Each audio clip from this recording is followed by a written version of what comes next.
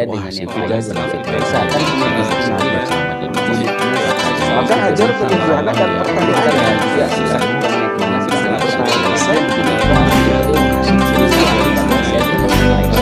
pertanyaan Hajar, apakah Dengan pertanyaan yang paling relevan dulu ya dengan tema kita pada malam hari ini. Yang pertama ini ada Mbak Marosya dari Okayama.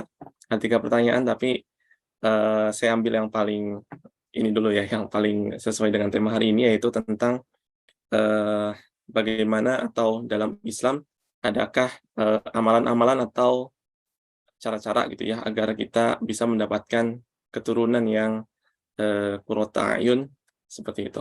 Mungkin itu pertanyaan pertama dulu, Ustadz bisa langsung dijawab. Nah, baik, bismillahirrahmanirrahim. Jadi ikhtiar itu tadi dimulai dengan memilih pasangan yang baik.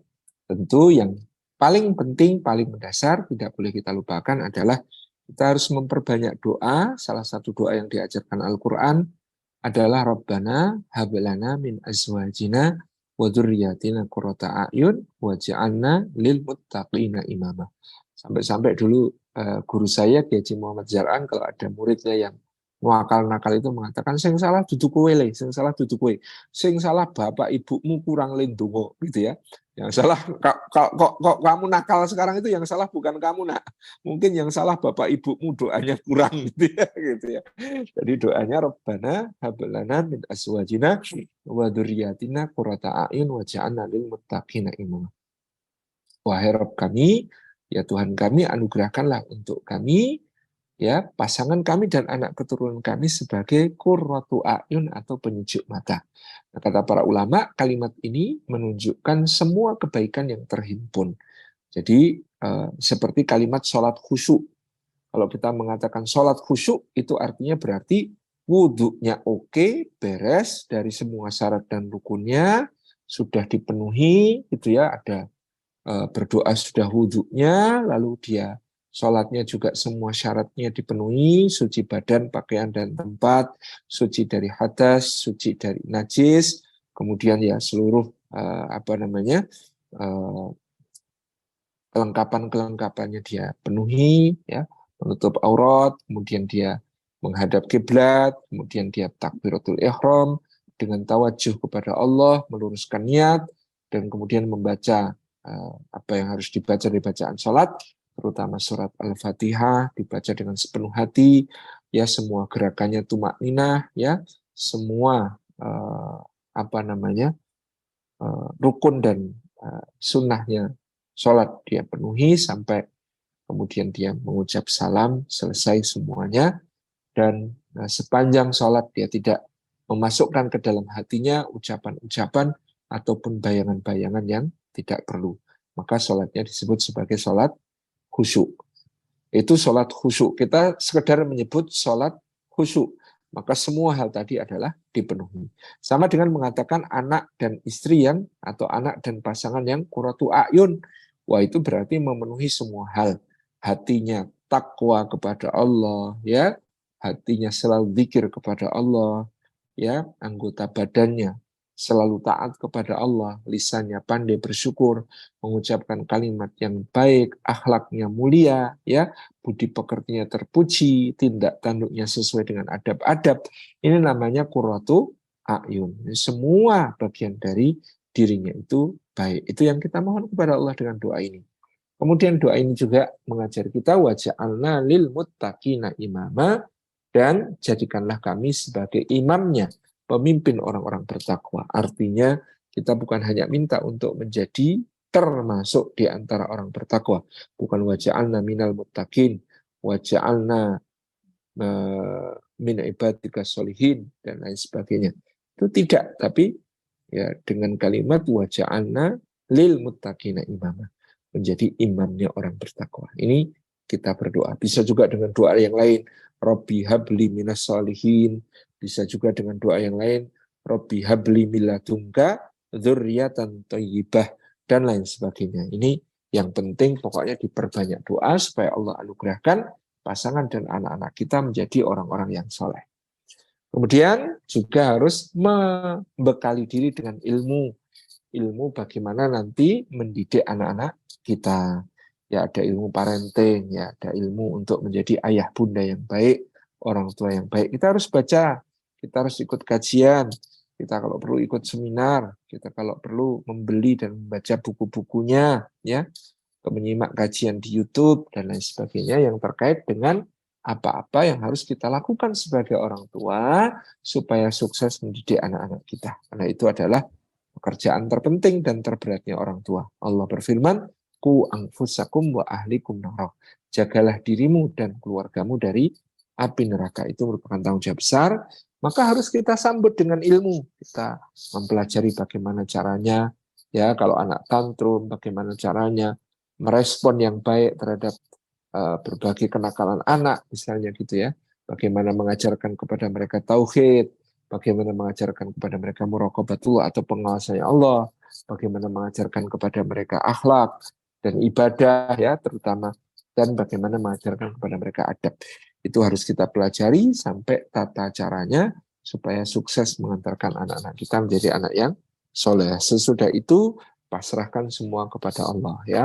Tentu kita juga berikhtiar, misalnya dengan cara mau mendengar, kalau dia berkeluh kesah atau curhat, ya mau terlibat, kita ngerti dan nyambung dengan apa yang diomongkan, kita fasilitasi dia pada hobi-hobi yang baik, pada kesenangan-kesenangan yang baik, ya, kebiasaan-kebiasaan positif, ya.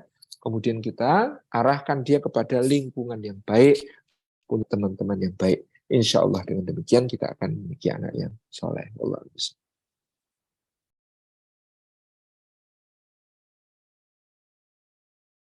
Ya, jazakallah Ustaz atas jawabannya.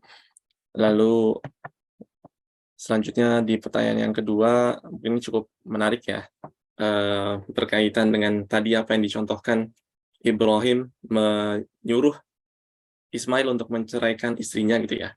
Ini pertanyaannya, apakah sebenarnya dalam Islam itu orang tua boleh mengintervensi rumah tangga anaknya gitu ya, atau orang tua atau mertua, bolehkah mengintervensi rumah tangga anaknya? Atau sebaiknya tidak terlalu banyak ikut campur gitu ya, karena banyak permasalahan rumah tangga pun karena banyak dicampuri oleh orang tua atau mertuanya gitu ya. Mungkin itu pertanyaannya Ustadz.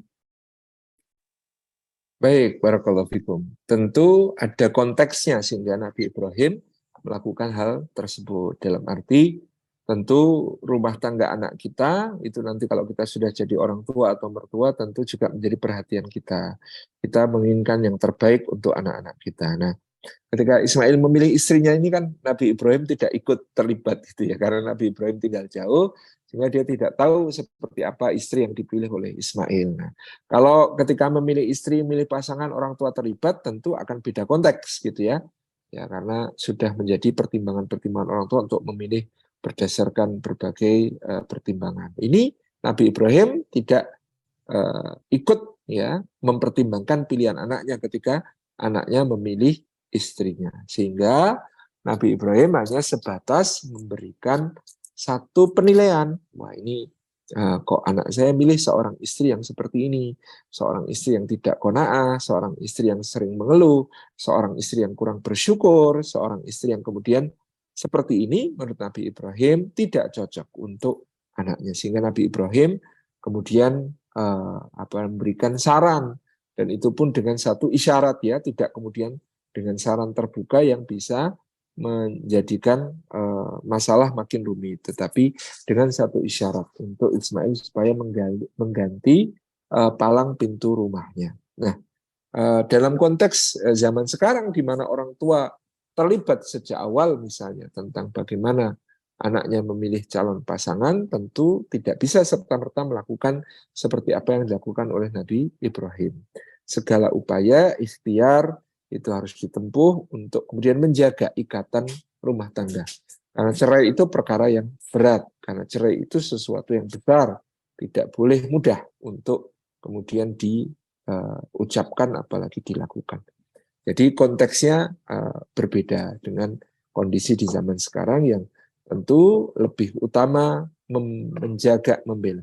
Dalam konteks ini kita bisa mencontoh Nabi SAW. Kalau terjadi masalah antara suami dengan istri, tugas orang tua itu membela bukan anaknya sendiri, tapi menantunya. Ya, jadi ketika Aisyah ngambek kepada Rasulullah, marah-marah kepada Rasulullah, maka Abu Bakar itu bukan membela Aisyah, tapi membela Rasulullah, gitu ya. Jadi mertua itu tugasnya belain menantu. Kalau mertua belain anak sendiri, nah orang tua belain anak sendiri, itu masalah akan makin rumit. Tapi kalau mertua belain menantu, insya Allah masalah cepat selesai, gitu ya. Itu seperti yang dicontohkan Abu Bakar kepada kita. Jadi ketika anaknya marah-marah kepada Nabi Shallallahu Alaihi Wasallam, ketika anaknya kemudian membentak-bentak Nabi SAW, ya Abu Bakar itu belain Rasulullah, gitu ya. Bahkan sampai mencengkram kerah leher Aisyah. Kamu tuh nggak takut apa bentak-bentak kekasihnya Allah? Kalau yang di langit marah, habis kita semua ini, celaka kita semua ini. Nah, tapi kemudian siapa yang membela Aisyah ketika Aisyah dimarahin oleh ayahnya? Yaitu suaminya. Jadi Rasulullah belain Aisyah kemudian, jangan Abu Bakar, ini dia nggak salah kok, dia gini-gini kok, gitu ya. Jadi ini cepat selesai masalahnya karena kemudian ya membela pihak yang mungkin kalau dibayangkan orang kok malah belain menantu sih, gitu ya. Justru supaya masalah cepat selesai. Suami malah belain istri, oh iya harus begitu, gitu ya, di hadapan orang tuanya istri. Tugasnya suami belain istrinya, jangan malah iya Pak itu tuh dia salah, memang kurang ajar dia itu. Nah, ini masalah nanti runyam, gitu ya. Tapi kalau kemudian Rasulullah itu belain Aisyah, maka kemudian masalah menjadi cepat selesai. Itu kuncinya. Wallahu a'lam bishawab. Ya, terima kasih Ustadz. Lalu selanjutnya ada dari akhwat lagi. Ini yang menanya akhwat semua. Silakan bagi ikhwan yang mau bertanya juga bisa lewat kolom chat atau resen. Pertanyaan ketiga ini dari Mbak Anissa di Jakarta tentang istri yang bekerja, gitu ya. Mungkin bagaimana sebenarnya pendapat dari Ustadz atau pandangan dalam Islam tentang istri yang tetap mau bekerja setelah menikah, gitu ya. Mungkin bisa Malaysia itu mungkin bisa di breakdown tentang kondisinya istri yang diperbolehkan itu yang seperti apa, gitu ya, atau yang sebaiknya mungkin tidak bekerja itu dalam kondisi yang seperti apa, gitu ya. Mungkin seperti itu Ustaz. Baik, bismillah. Yang pertama, perlu ditegaskan bahwa di dalam Islam yang berkewajiban menanggung nafkah keluarga adalah suami. Jadi dalam hal ini artinya sebenarnya tidak ada tuntutan bagi seorang istri untuk bekerja mencari nafkah untuk keluarganya. Nah, meskipun dalam faktanya kenyataannya sering banyak istri dengan niat baiknya ingin membantu meringankan beban suami, nah itu sebagai bentuk sedekah dari seorang istri kepada suaminya, gitu ya. Tapi pada hakikatnya yang memiliki tanggung jawab, yang kalau tidak dia lakukan itu dosa, nah, itu untuk menafkahi itu adalah suami, adalah laki-laki. Ini yang pertama, catatan penting pertama. Jadi kalau jadi suami kok sampai kemudian istri harus bekerja, itu harusnya sebagai suami risih, gitu ya. Paling tidak sebagai suami itu risih. Kenapa kok risih? Karena itu adalah kewajiban dia. Gitu. Yang berikutnya, ketika seorang wanita bekerja, maka berbeda dengan laki-laki. Kalau laki-laki bekerja, maka dia punya kewajiban untuk memberi nafkah. Sehingga dikatakan kalau laki-laki bekerja, ya hasilnya untuk keluarga. Ya, termasuk istri yang mendapatkan bagian dari hasil pekerjaan suaminya tersebut. Tetapi kalau seorang istri atau seorang perempuan bekerja, maka hasil dari pekerjaannya itu adalah hak dirinya sepenuhnya. Itulah kenapa kalau seorang perempuan bekerja itu sudah selayaknya seizin suami. Karena apa? Karena hasilnya memang untuk dia pribadi. Secara hukum ya, secara hukum itu hasilnya untuk dia pribadi, maka sebagai istri kalau mau bekerja itu memang seizin suami karena hasilnya untuk dia pribadi, itu haknya. Tapi bahwa misalnya dalam rumah tangga kemudian wah yang enggak sah saya bekerja yang untuk keluarga, yang bantu suami untuk meringankan beban suami, nah itu di situ ada pahala tambahan yang luar biasa bagi seorang wanita yang bekerja ketika dia membantu suaminya untuk menafkahi keluarga. Di situ terdapat pahala sodakoh. Jadi istrinya itu kalau membantu suaminya itu sodakoh ya. Mas, ini ya untuk popoknya anak-anak, susunya anak-anak, biar aku aja yang beli. Nah itu sodakoh kepada suami, gitu ya. Hakikatnya bukan ngasih anak itu, karena yang berkewajiban itu sebenarnya adalah suami. Maka dalam hal ini istri itu bersodakoh kepada suami dengan membantu membelikan kebutuhan-kebutuhan keluarga yang merupakan tanggung jawab suami. Nah ini catatan kedua tentang istri yang bekerja, bahwasanya dia kalau bekerja itu haknya adalah hak pribadi. Kalau dia membantu maka menjadi sedekah. Gitu. Nah, maka selayaknya dia bekerja tentu dengan seizin suami. Ya, suami juga harus bijaksana. Kalau dia enggak, jangan bekerja biar aku aja, ya berarti konsekuensinya dia harus memenuhi seluruh nafkah. Ya, tanggung jawab termasuk ya skincare-nya ya, skincare-nya juga menjadi bagian dari tanggung jawab suami. Perawatan-perawatannya macam-macam itu. Itu misalnya, udah Dodek, kamu tuh nggak usah kerja, yang tugas punya kewajiban tanggung jawab bekerja itu aku. Kamu dah tau maunya apa, mau ke salon, ini budgetnya, mau belanja, ini budgetnya, mau healing, ya, staycation, ini budgetnya. Aku yang nanggung semua, Dek. Itu suami yang gagah itu begitu, gitu ya. Tapi ya mungkin karena kondisi-kondisi tertentu istri ingin membantu ya kondisi nafkah keluarga suaminya, tadi disebutkan bahwa itu adalah pahala sedekah kebaikan bagi istri. Nah, kemudian apa syarat yang harus dipenuhi untuk istri yang bekerja? Selain suami yang ridho, tentu ada tugas yang tidak boleh dia abaikan dalam kehidupan berumah tangga. Ya, dalam hal ini ada 3 minimal yang belum bisa digantikan suami. Ya, itu merupakan tanggung jawab istri yang tidak bisa digantikan oleh suami. Itu ada 3 yang asasi. Yang pertama hamil. Nah, sampai sekarang suami-suami ini belum bisa hamil ya gitu ya. Yang kedua melahirkan. Nah, ini juga laki-laki belum bisa gitu ya. Yang ketiga menyusui. Nah, ini juga belum bisa. Jadi hamil, melahirkan, menyusui itu masih ya salah satu hal yang melekat pada posisi sebagai istri dan tidak bisa ditinggalkan atau digantikan oleh suami. Kalau yang lain Ustaz, yang lain itu bisa dikompromikan. Misalnya masak itu bukan tugas istri ansih gitu ya. Masak itu bisa jadi tugas bersama. Ya, suami juga masak juga bisa gitu ya. Toko-toko sekitar juga masak juga bisa, warung-warung sekitar juga bisa, tugas masak itu bisa dilimpahkan gitu ya. Nyuci juga begitu, yang berkewajiban nyuci itu bukan istri ya. Laundry juga bisa, bisa kiloan itu misalnya gitu ya, dan lain sebagainya. Nah, pokoknya ada 3 tugas pokok fungsi yang asasi bagi seorang perempuan yang belum bisa digantikan oleh laki-laki, yaitu hamil, melahirkan, menyusui. Nah, mendidik anak gimana Ustaz? Mendidik anak itu tanggung jawab bersama. Jadi kapanpun, dimanapun, baik suami maupun istri, posisinya adalah punya tanggung jawab untuk mendidik anak-anaknya. Ibu memang madrasah pertama, tetapi bapak itu kepala sekolahnya, gitu ya.